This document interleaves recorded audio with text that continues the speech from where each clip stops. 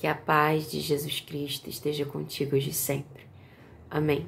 O Senhor me deu uma palavra que nós vamos pensar sobre ela aqui juntos hoje.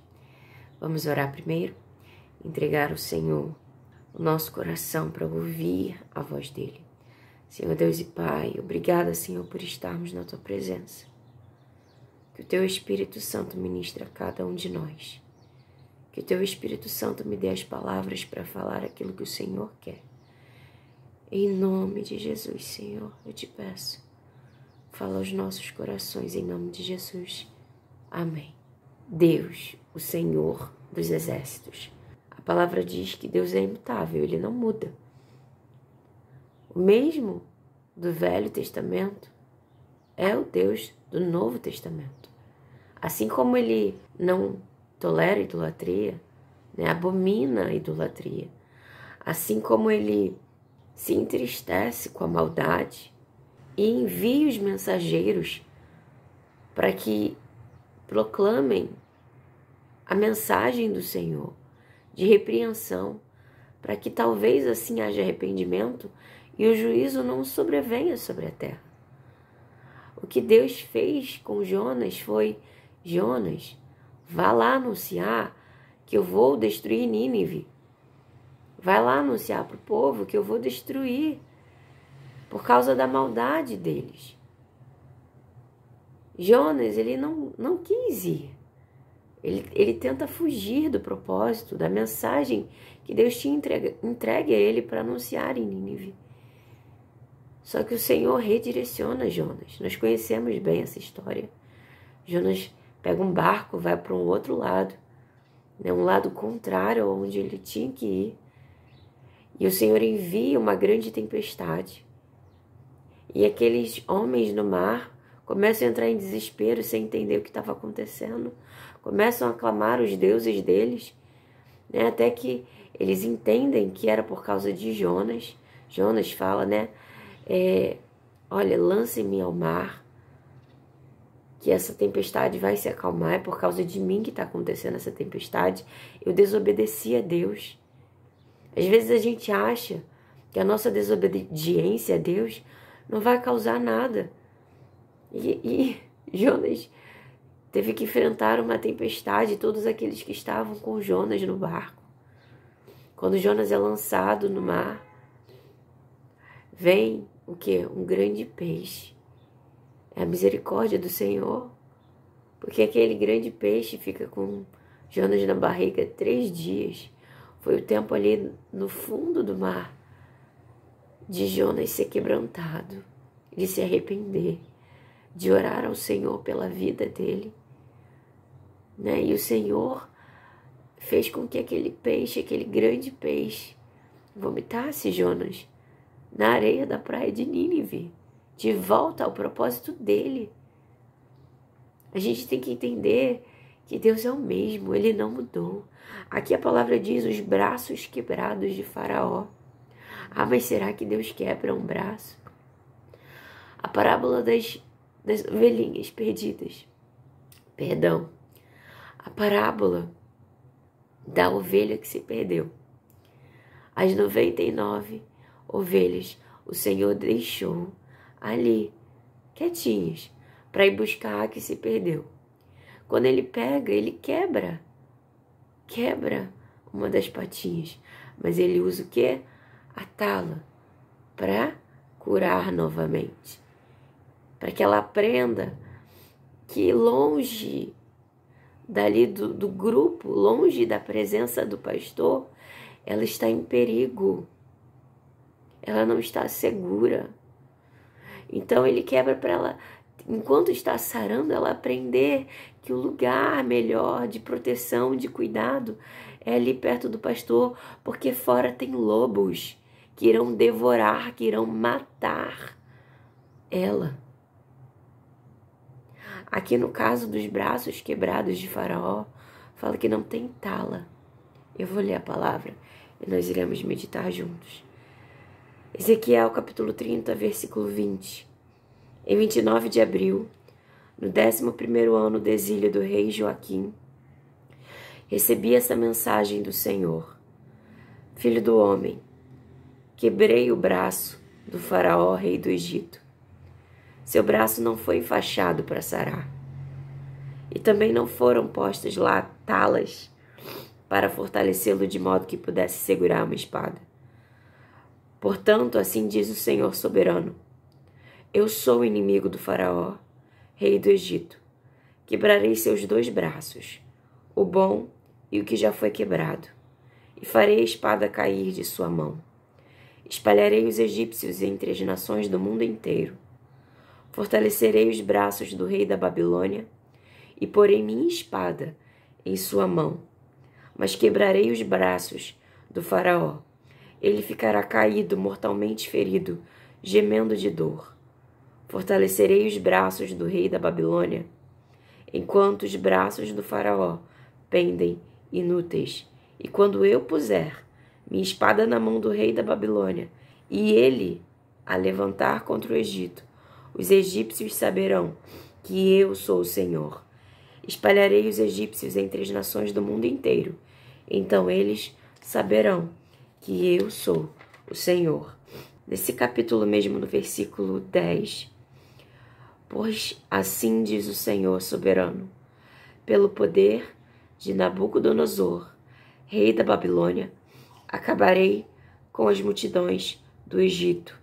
Ele e os seus exércitos, os mais cruéis de todos, serão enviados para destruir a terra. Guerrearão contra o Egito, até que o chão fique coberto de mortos, para trazer juízo sobre uma terra que não houve arrependimento. O Senhor usa homens. Aqui o Senhor diz que colocará, e ele colocou, a espada dele na mão de Nabucodonosor para ferir o Egito e outras nações. E assim foi. O juízo de Deus por causa da própria maldade do homem. O juízo de Deus.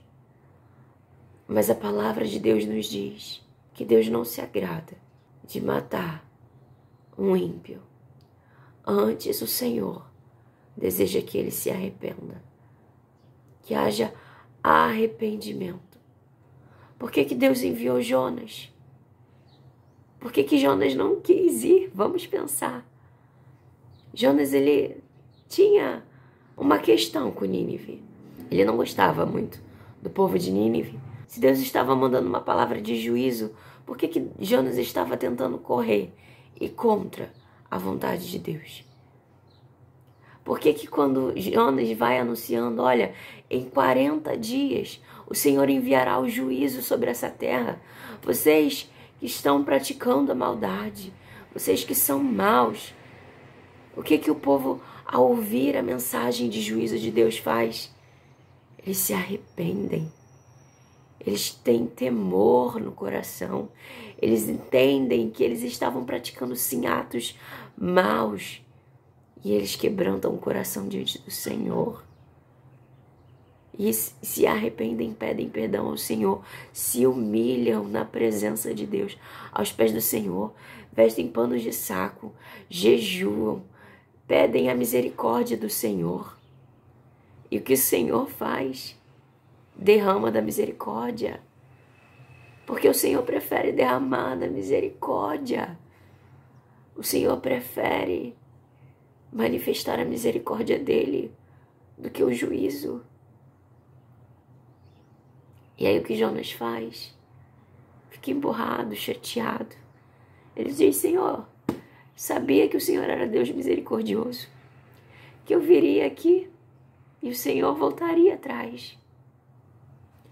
Porque Jonas, ele já imaginava que se houvesse arrependimento, Deus perdoaria. Porque Deus é misericordioso. A minha voz está começando a falhar, nós estamos nos recuperando de uma gripe. Mas que a mensagem tenha chego hoje até você. Deus não tem prazer em despedaçar o homem, em trazer ferimento.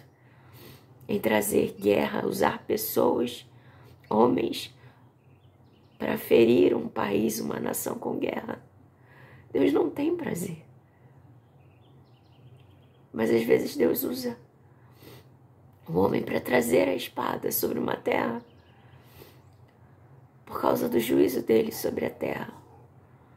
Porque não houve arrependimento das maldades. Antes que o juízo viesse, houve o aviso de Deus para que houvesse o arrependimento. Houve a voz do Senhor. Bom dia.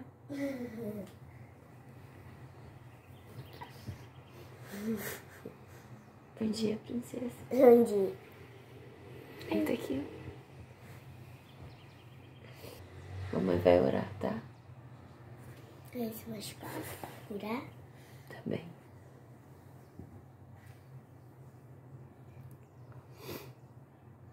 Senhor Deus e Pai, obrigada, Senhor, pela Tua palavra. Que possamos compreender, Senhor, quem Tu és em profundidade. O Senhor é Deus de amor, mas o Senhor também é justo. E quando há tanta maldade,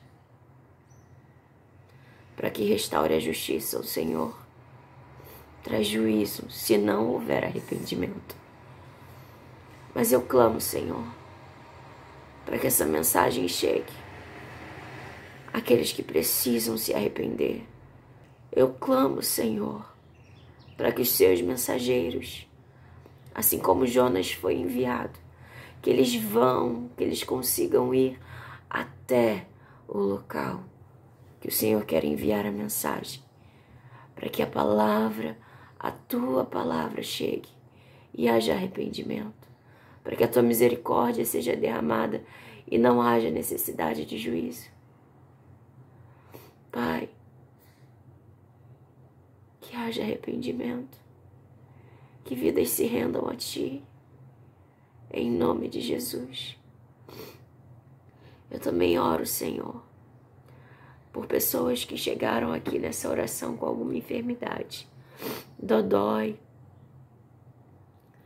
Que o Senhor venha curar todos os enfermos, sarar as feridas dos Teus filhos.